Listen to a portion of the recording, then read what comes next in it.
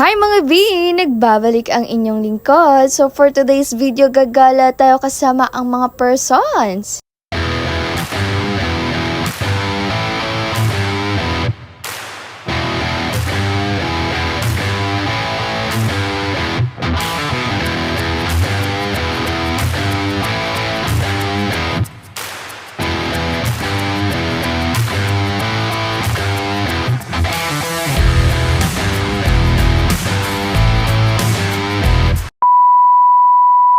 So for today's video, gagala kami dahil nagkayaan ng mga person. Libre daw na maganda kong pinsan dahil nag-resign na sa trabaho. Pupunta nga pala kami sa Minalungaw, isa sa sikat na pinupuntahan dito sa Nueva Ecija. Sa sobrang hirap dumaan dito sa pinag-shortcutan namin, muntikan na silang pulutin sa putikan. Umulan kasi nung gabi kaya maputik. Gusto daw nila ng thrill. Ayan mga B, thrill talaga to. Malapit na tayo kay Lord.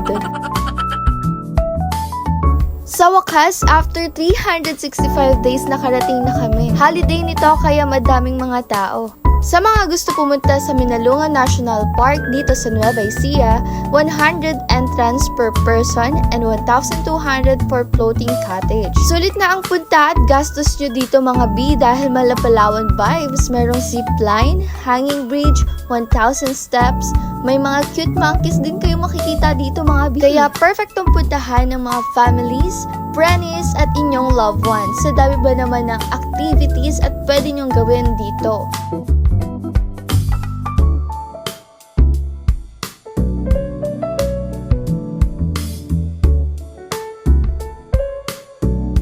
After nga namin kumain at magpahinga, inaya ko nga sila pumasok sa cave doon banda sa dulo. Mga 15 minutes siguro ang layo mula sa floating cottage namin.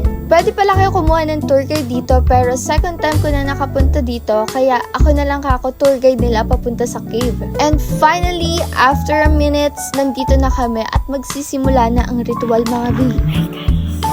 Dude, kung taas ng inano natin. Pagpasok nga namin ng cave, malamig pero pinagpapawisan ako mga B. 30 minutes din siguro bago maikot itong buong cave. Super ingat nga namin dahil madulas ang mga bato na inaakyatan namin. Buti nga hindi nahirapan si ate na alalayan kami.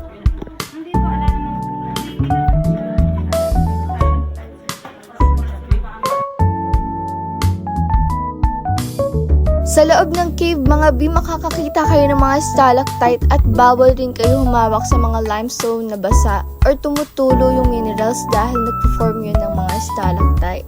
Tumutulo.